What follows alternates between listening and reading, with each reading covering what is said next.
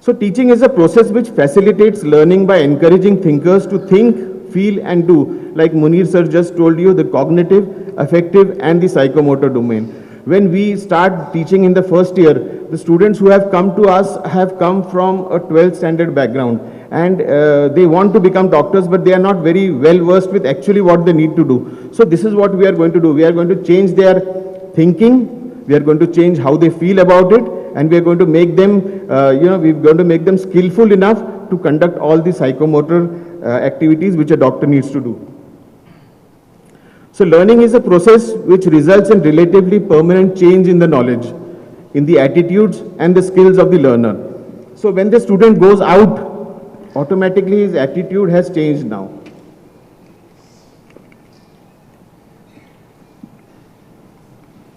The purpose is to develop the learner's intellectual skills, to comprehend the principles and the generalizations, to analyze the ideas and issues critically, to also develop the learner's psychomotor skills. We are repeating this word psychomotor.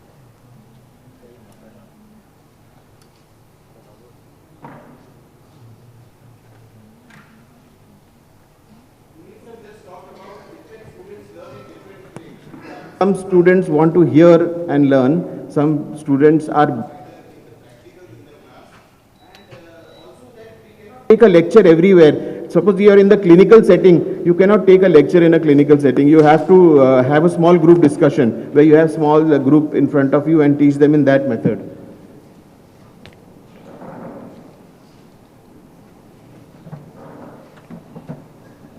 In fact, teaching learning methods are nothing but, they allow you to interact, the student to interact with the teacher.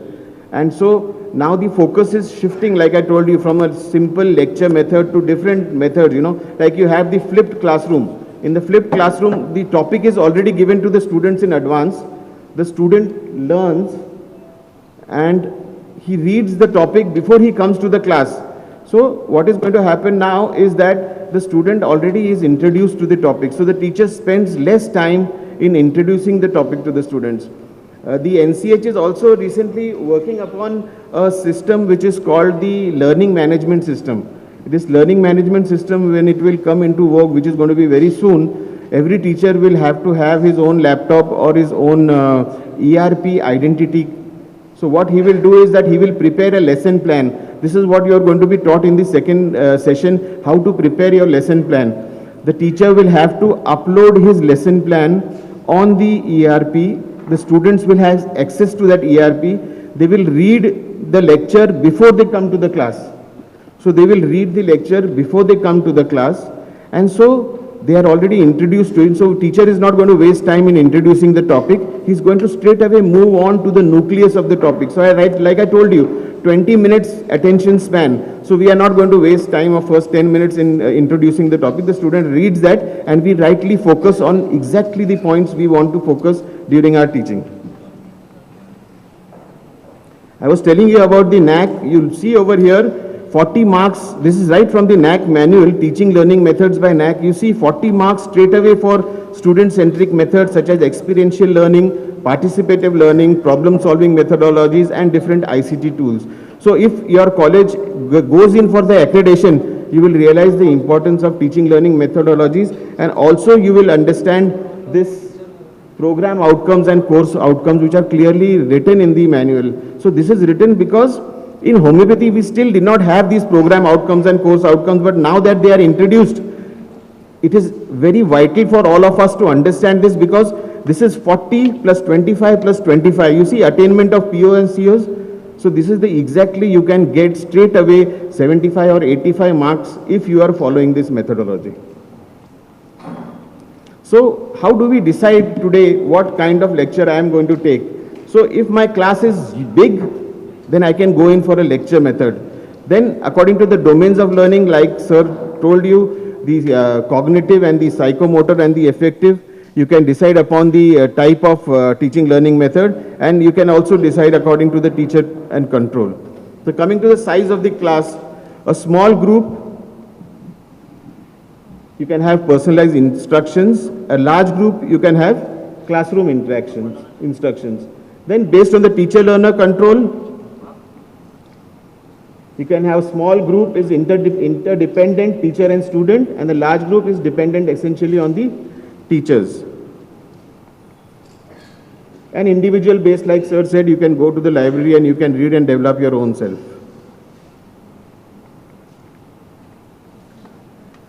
Then in the large group teaching, you have lectures, symposium, team teachings, panel discussions, demonstrations, field trips, brainstorming. In small groups, you have group discussions, tutorials, workshops, role plays, seminars, and at the individual level, you can have conference, library reference, and projects. For the cognitive domain-based, if you classify it according to the domains in cognitive, lectures, seminars, tutorials, projects, workshop, role plays, symposiums, etc.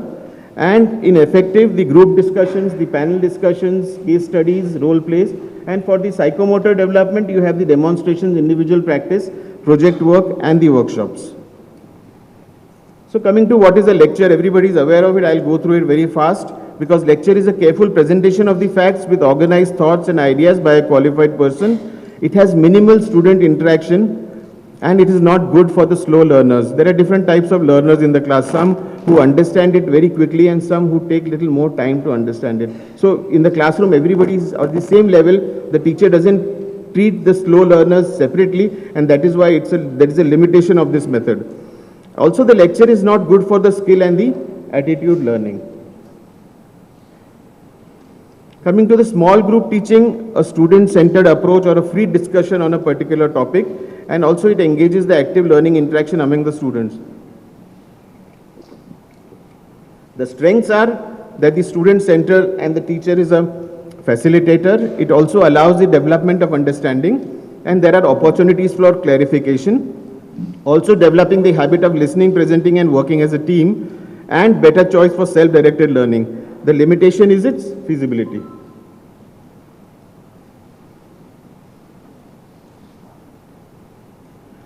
Then we have teaching and the bedside and the clinical OPDs and IPDs.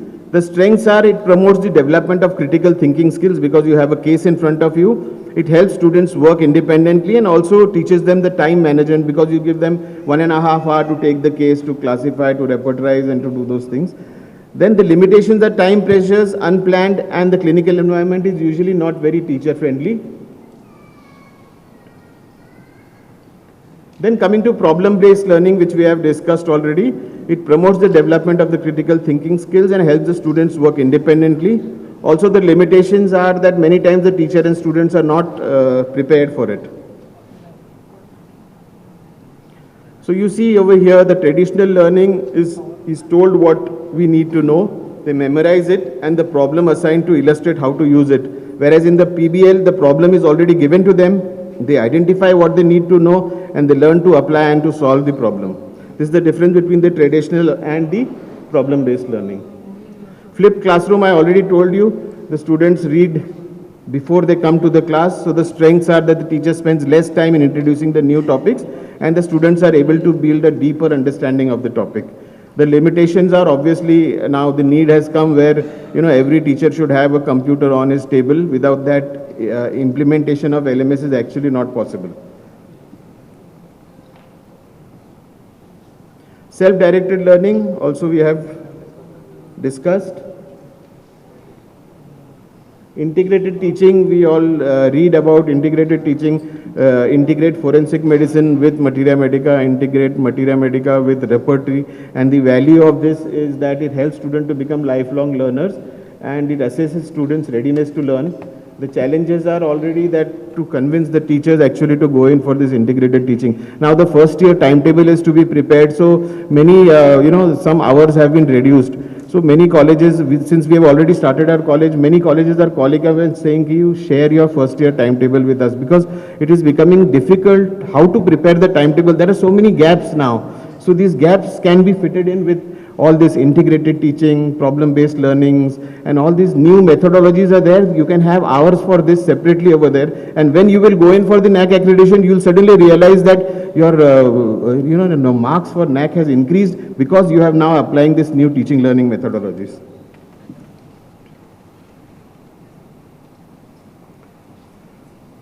So to conclude now, all of you will be able to classify teaching learning methods, to categorize teaching learning methods as per domains, and to understand the salient features of non-lecture methods.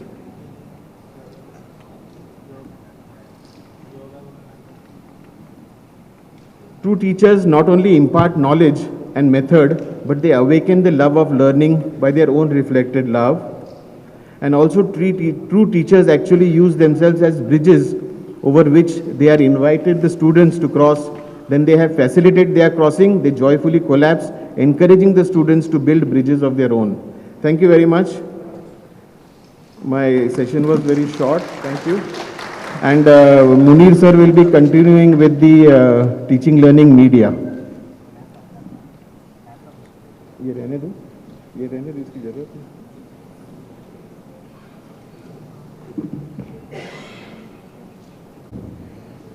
Yeah, good afternoon now.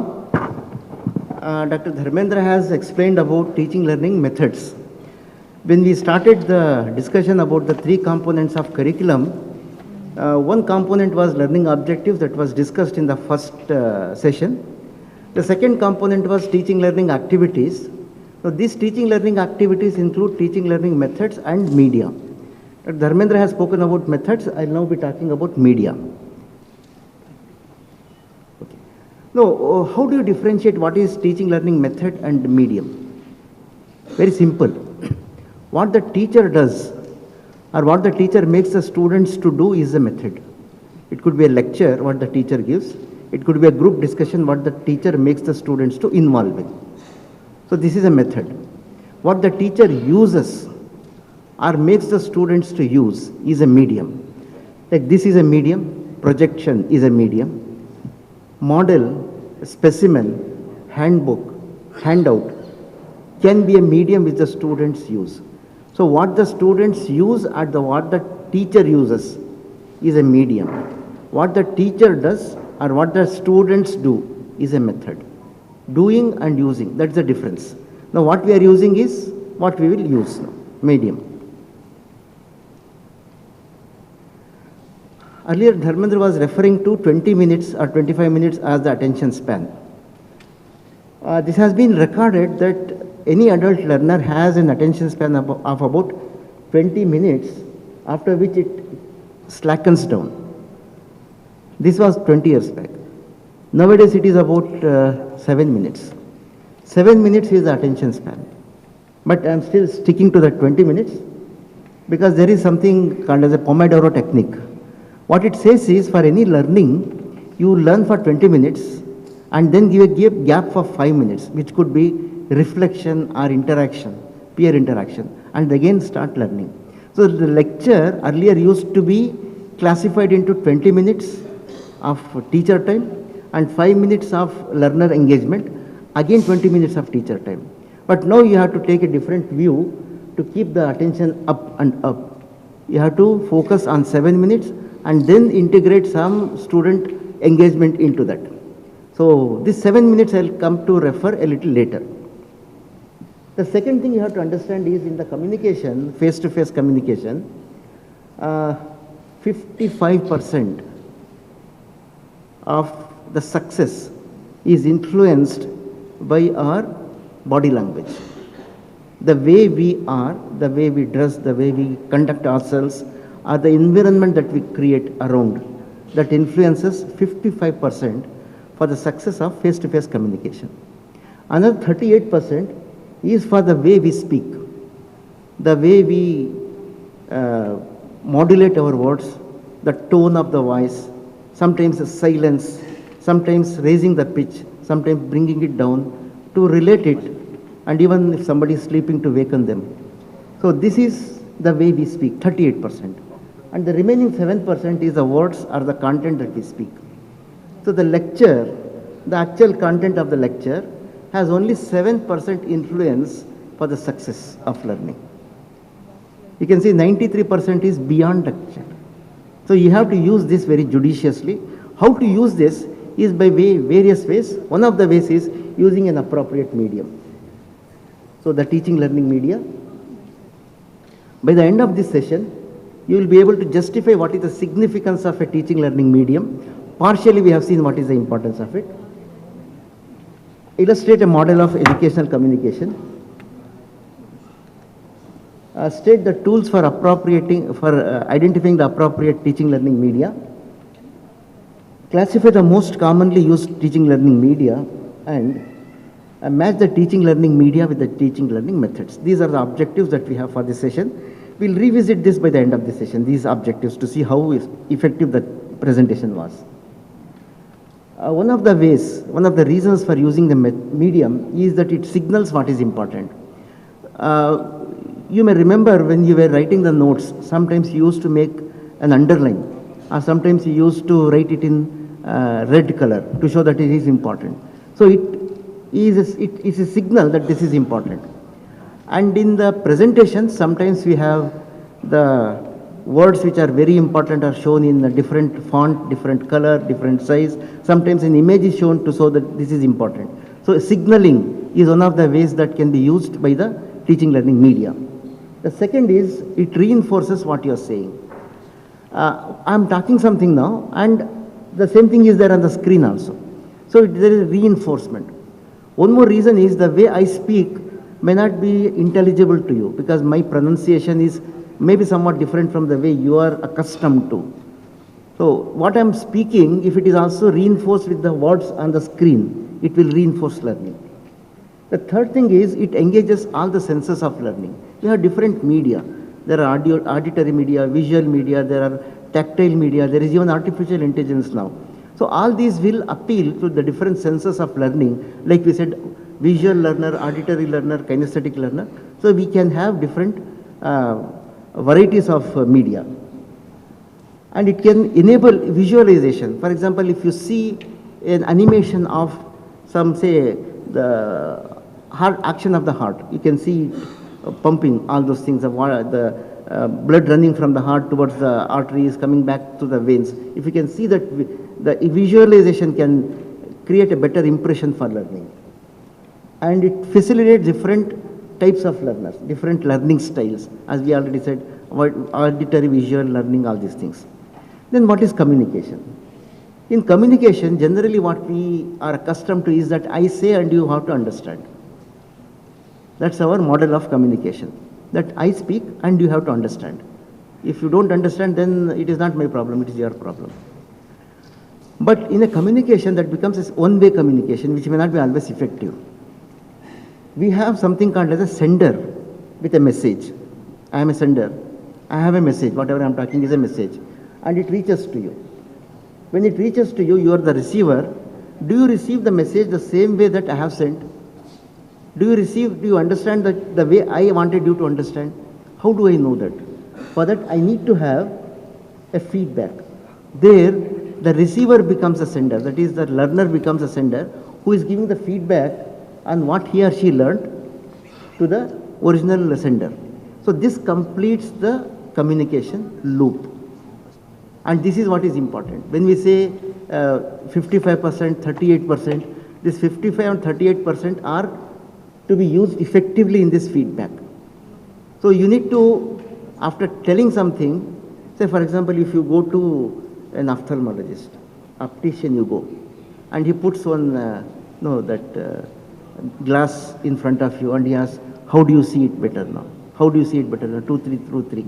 Unless you communicate this is better or this is better, he cannot presume because say I am the optician, I know which is better for you and say this is what you take. Cannot be done like that. That is miscommunication. Similarly, a teacher also has to check what the students have learned and then respond accordingly for them.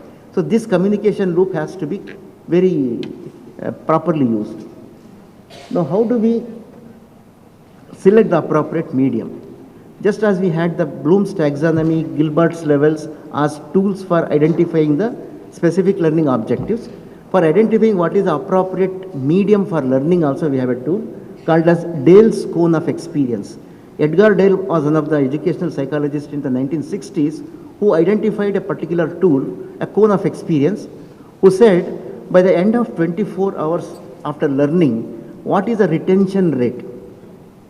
What he said is, if you only read something, don't do anything, just read a text, only reading, no visualization. It is retained for 10%.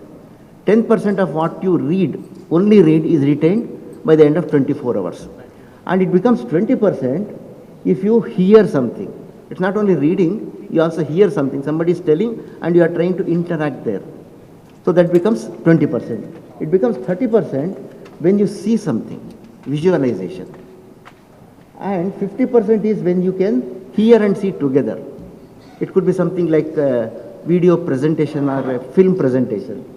And it becomes 70% when you are involved in some activity, like in a workshop. You are involved and engaged and you are doing something. And it becomes 90% when you teach. After learning, you teach. This is the retention rate. And how does it become 100%? When you repeat all these processes, it becomes 100% over a period of time. Look, this is how the appropriate medium can be selected. Then what is the classification of the medium? The medium can be classified as projected medium or non-projected medium. Projected is where we need a projector like this. Non-projected is where you don't need a projector. So for example, you have a model. Model, for this we don't need a projector. Or you have a handout or a chart. You don't need a projector for that. Or a board is there. For that you don't need a projector. So this is how classification is done. You have projected media, non-projected media. The projected media could be something like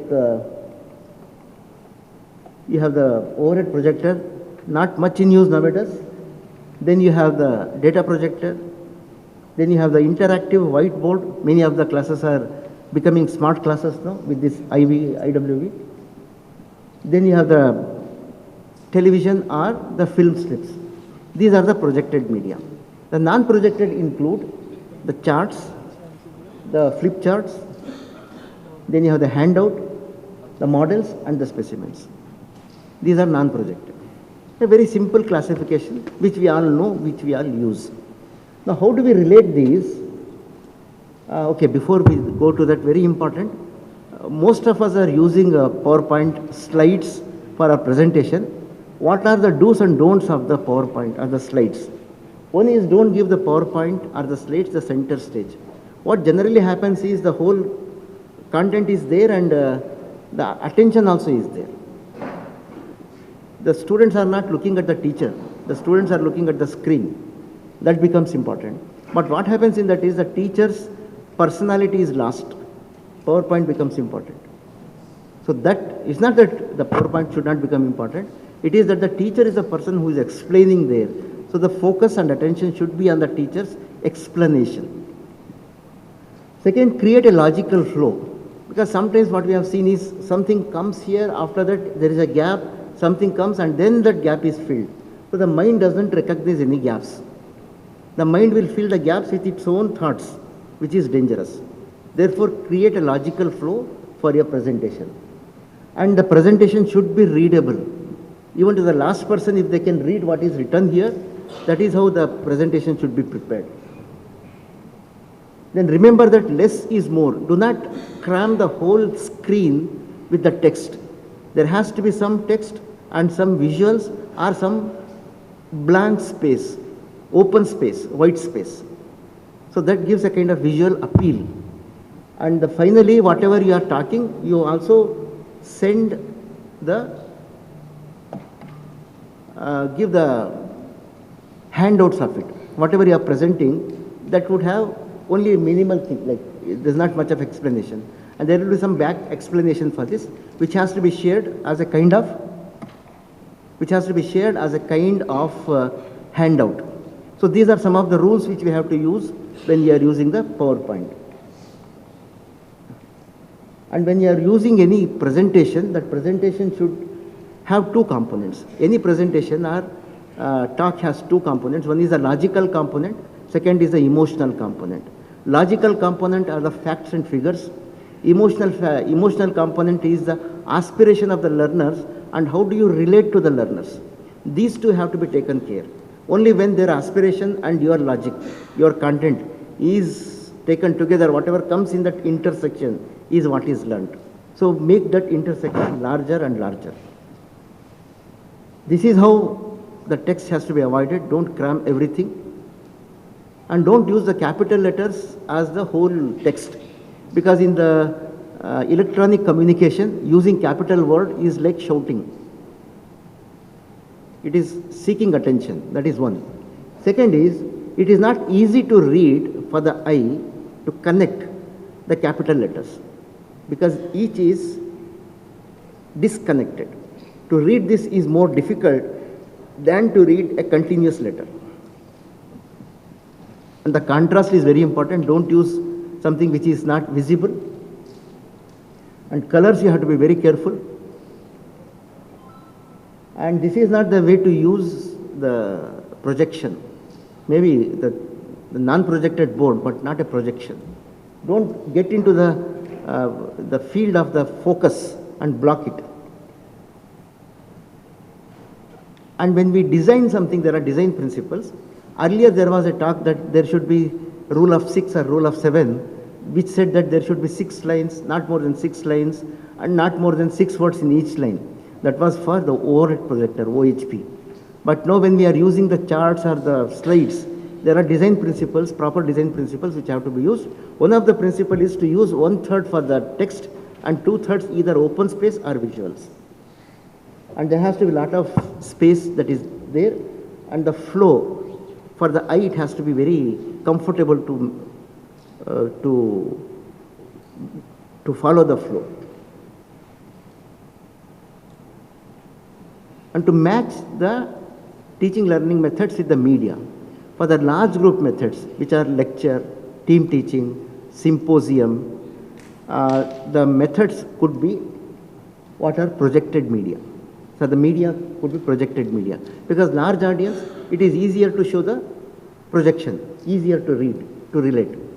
And for individual learning, it is a non-projected media which are more appropriate. It could be a handout, it could be a model, or it could be a specimen which the students can see.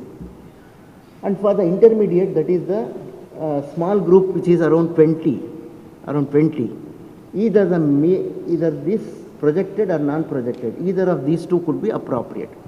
In fact, when we say only projected, there is nothing like a rule that only projected media are appropriate for large group. We can even use the non-projected for large group.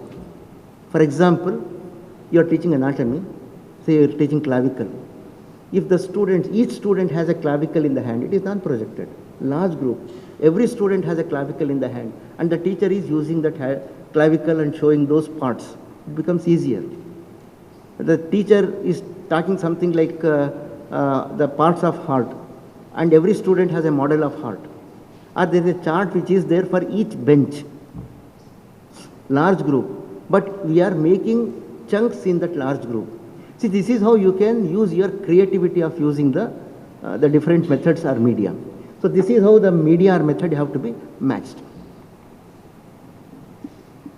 By the end of this session, if you are able to justify what is the significance of teaching learning media, illustrate the model of communication as a completion of loop, state the tools for identifying teaching learning media, mainly I have used here Dale's cone of experience, and classify the teaching learning media as projected and non-projected, and match the teaching learning media with the methods.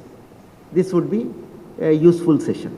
Now when we have understood what is a teaching learning method and the medium, the next natural flow is to take these two together to form a lesson plan. Now what is this lesson planning? Very briefly, this lesson plan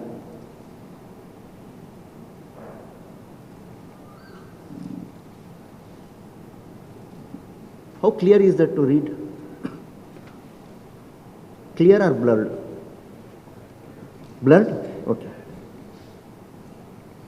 No? Why did this happen? What you can see here, in the image below, the arrows are not converging. They are not meeting. So these two arrows are like one, introduce the topic so that there is some kind of a interest among the students about this topic. You keep your record book in anatomy, physiology and pharmacy, you have record book of laboratory recordings which is done. That is what is portfolio, a different name for that. Now coming to the psychomotor domain, you have the three levels: observation, under control, and independently performing automatism. There the medium of performance is performance. The student has to perform something, what the student is doing. And the tools can be multiple, like you have checklist, where you have whether the student has done this or not done this. In an experiment, there is a sequence of events which has to be done. So you make a list, done or not done, that is checklist. Rating scale is, you convert that checklist to what extent the student has done. You can have a rating scale of 3 or 5 or 7, whatever, that becomes rating scale. ASCII I have already told. Direct observation of procedural skills or for clinical assessments. These are done as a part of, and mini CEX also. So these are all again clinical level. Don't bother about it now for the preclinical classes. Then standardized patients also again for clinical things. Then you have simulation based assessment, where there can be a simulator, like a human patient simulator, which responds just like a human patient. More of this maybe later we'll see. And portfolio is already I have told. Then for affective domain, you have receiving, responding, and internalization. There the medium is, apart from performance, there also is oral performance. Therefore, apart from whatever is there for the psychomotor domain, you have an addition of Viva there. The same performance assessment tools plus Viva. So these are the matrix of assessment tools that you can use either for formative assessment or summative assessment. And one more thing I want to add here, there is a method of assessment called as rubric. Now, this is not the rubric of repertory. This rubric means in a gradually increasing complexity, the students are assessed for any performance. What is the basic performance? What is the little higher performance? What is the highest performance? It could be at a 3 level or 4 level or 5 level. This is called a rubric. More of that you can search on Google. Okay, don't get tempted for the lunch now. That image is to show that assessment has to be having a variety of tools. You cannot have a single assessment tool for effectiveness. The new trends which are coming are mostly in the form of internet applications. So these are some of the applications. I won't give an explanation of this. You can go and search on the web for this. One thing that we have been using very frequently is the Google form during this COVID time as part of online teaching. Online assessment was Google form. There are others also which are equally effective or sometimes more effective for a particular purpose. Now I will show you two images, the last slide. I'll show you two images which are having two parallel lines. One blue set of line, one red set of line.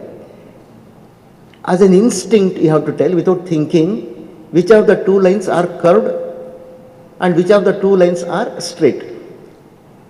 Just observe, don't think, immediate reaction. Both are curved, blue is curved, red is curved. Immediate. Blue is curved, red is curved. Both are straight. Both are straight.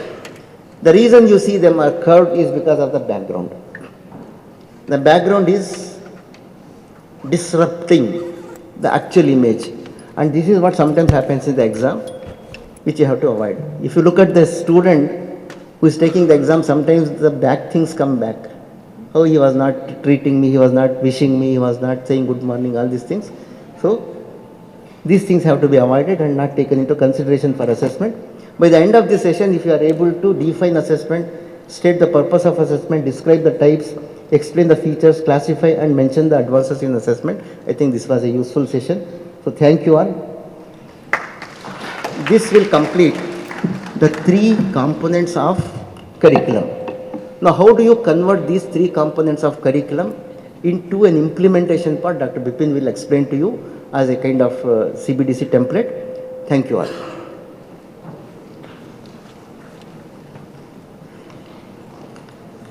CBDC template by Dr. Professor Bipin Jain, Principal Director Academic Services, ML Dhavle Memorial Homeopathic Institute, will teach us on this topic.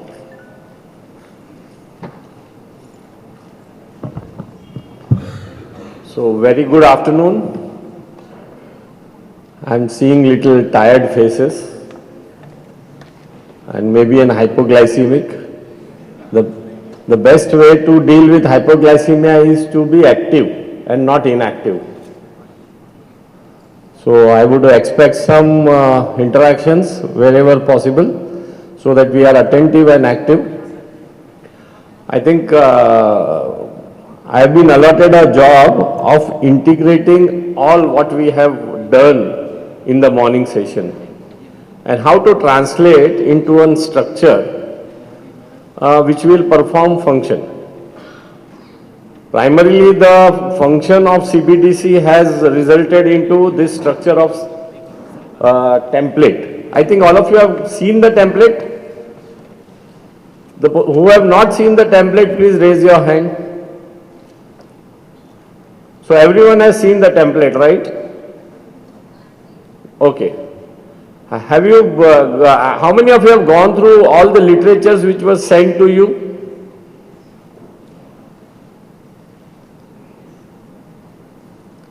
Okay, list. How many of you have read at least preamble?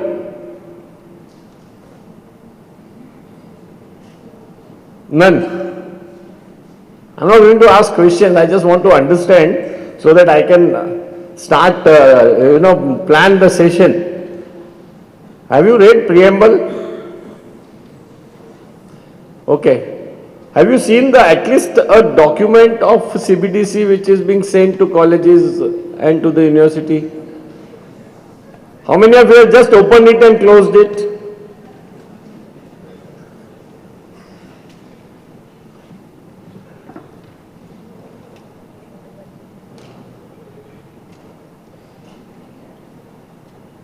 I'm not seeing any familiar faces with this, so no problem. What we will be doing is, we will understand how that template has arrived at.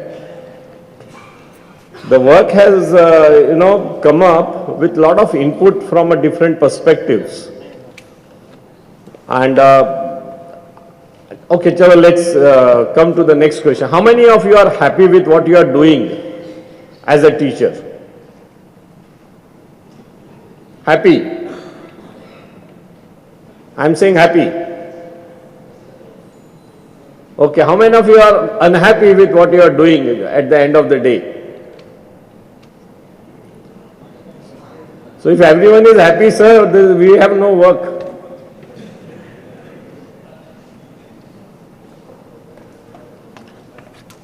How do we map happiness? Or I would change the word, the satisfaction at the end of the day. How will we map that? Are we satisfied as a teacher?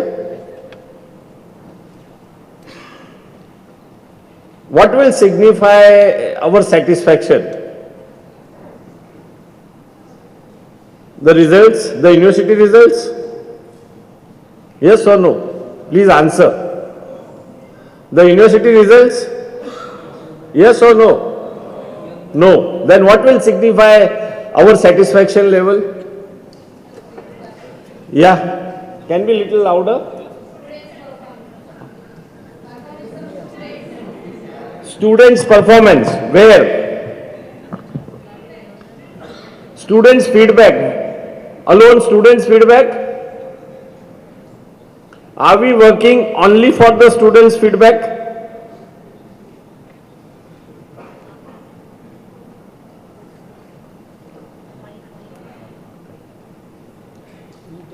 See, the faster you answer, the earlier we'll get the lunch. Because I am going to complete the whole of my session, so it depends how fast you interact with me. Student satisfaction. Huh? Student satisfaction. Student satisfaction. Is that the only criteria which should give us satisfaction? No, sir. So what are the other criteria?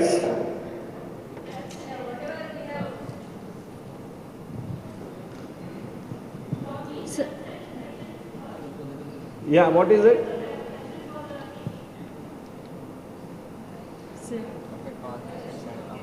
Be louder. Good, at least backbenchers are more alert. self-satisfaction is must. Because I came this stream because of the teaching, I have the passion for the teaching. So a student learn or not learn, it is not the basis. But how I teach and how they understand, that is the main thing. I have to do the interactive things, make them attentive so they learn properly. Okay, so student, how we are teaching, what we are teaching, how do we map it? Whom are we serving? Whom is our fraternity serves? So there are two things. First, it is related to the teacher. Okay, how best we have prepared ourselves to communicate whatever is required to communicate to the student. Second thing is how means we'll be getting some feedback from the students and we'll be knowing by some interactive sessions. I will ask you a very simple question. Sir. The treatment homeopathic fraternity received during COVID time from Yes. all the stakeholders, starting from the government of the day, to the state governments, to the district administrator, to the medical fraternity and to our own fraternity. Are you happy? Sir, not fully, sir. Not fully. Are we happy the way we have been treated? No. Sir, that is one of the parameters which should make us happy and unhappy. Satisfied and not satisfied. Whom are we? I mean, we are preparing students for what? Yeah, treating the people. To serve community. To serve community, yes, sir. And So if all the stakeholders who formulate the community, if not happy, what makes us happy then? What is our focus when we go in a classroom? Yeah, to make a competent homeopath means to make them more competent to serve the society. Correct. So we want a more competent homeopath Yeah. who is able to prescribe similimum. Yes, sir. Yes? Yes. How do we determine that we have made a competent homeopath? So only from the feedback from the society.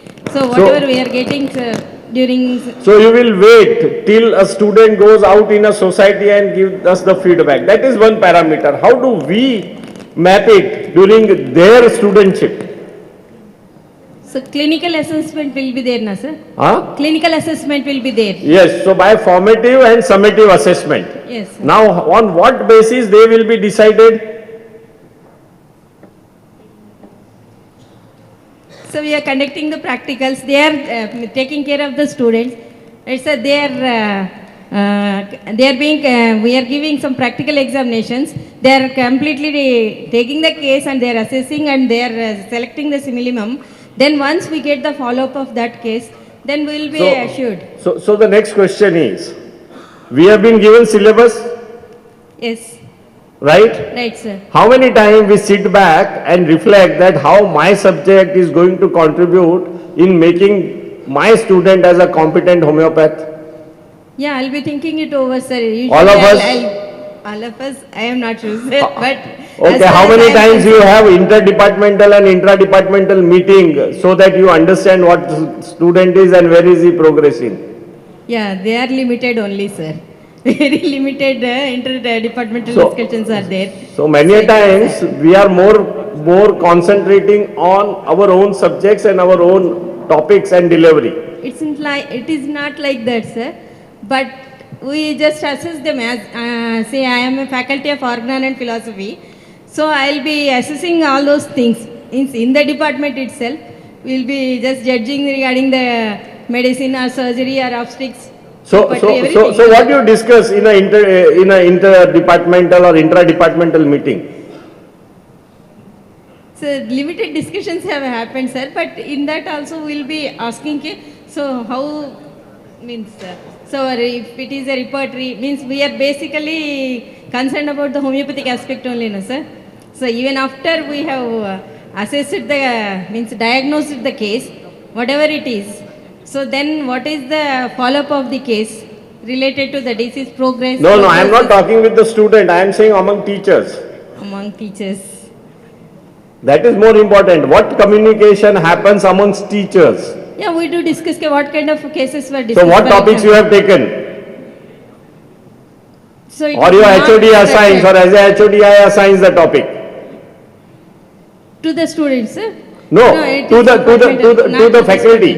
Student is not here. I am talking of faculty. I am talking of principal bringing in syllabus with the new batch, sitting with all the departments and HOD sitting with their own faculty and deciding that what competency my student will achieve at end of 1.5 year of first BHMS, which will contribute him to be a future competent homeopathic practitioner who will be able to prescribe simillimum in these disease. So more of such discussions are really required, sir, in the colleges. More of such discussions are required, sir. So these discussions happens. Yeah, occasionally, only occasionally. As far as I am concerned, occasionally. What about others?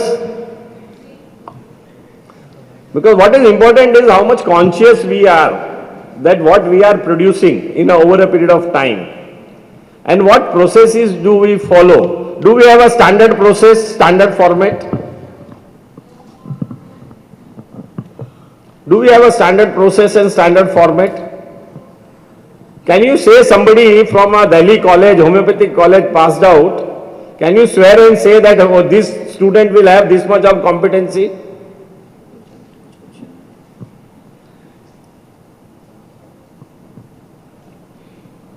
If somebody becomes graduate, homeopathic graduate, we should be able to swear and say that, okay, these competencies he will say, at least at a minimum level, he will be able to deliver these functions. Are we in a position to say today? How many of us can swear and say, my own student, my college, I understand? Is it possible to say about somebody who is in a remote college and passed out? Tell me how many of you will be able to guaranteed that, okay, these are the minimum competency he will have. Yes, madam? Because we don't have standardized structure and we don't assess on those structures. And are we as a teacher consciously aware every time that what am I teaching, how am I teaching will deliver these students, these competencies which will help him to become a graduate who will be able to deliver function competently. So if we want to make these processes standardized, conscious, which is mappable, which is measurable, and end of the day, we will be able to stand and say that whichever may be a graduate from whichever college, if he has passed, at least he will be able to perform this. Do we need to define all this? Do we need to map all this? Yes. Now this is the effort of doing and standardizing it. It's nothing else but transforming what we are doing day to day into certain format so that we become conscious and our assessment is objective. This is not being done to increase the load. So at the end of the session, we will be able to, I will be discussing the background of changes needed in our model of health science education. Integrate these with those originally propounded by our master. Justify the need for reform needed to shift to competency-based learning in health education. Recognize the process of formulating CBDC framework, and one or a couple of legends I will discuss how it is so easy to read and implement. When did it start? Somebody in the morning in the introduction said that's not new. It's 30, 40 years old. Yes.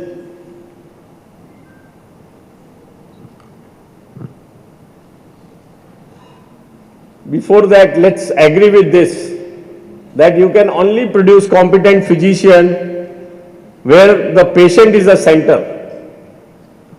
And this is important because I am going to show you the next slide. This is an Edinburgh Declaration which was in 1988. in a World Congress of Medical Education by World Federation of Medical Education. This, and what they advised was, our setting of education is more where? IPD and OPD, right? But when we understand our patient and their problems, it is more in community, going out and working in community. So they have said that along with the hospital, please make training happen in community to understand the problem, genesis, evolution of diseases with prevention and promotion. So they have advised to change the focus. What is next? What should be the curriculum content from traditional to national health priority? I mean, teaching something which has no value in India, in Telangana or in Andhra or in a specific district, our curriculum should address to the problem in hand and problem at large, and not something which does not exist. So please change the focus from textbook based to the national priority based. From a passive mode of learning, how do we change the passive mode of learning to the active mode of learning? We have always been used to delivering lectures, right? We prepare our content, we transfer it to the student, and like Munir sir said, everything is forgotten next day. So we need to make student responsible, direct them, make it interactive, make it happen in a community and hospital more.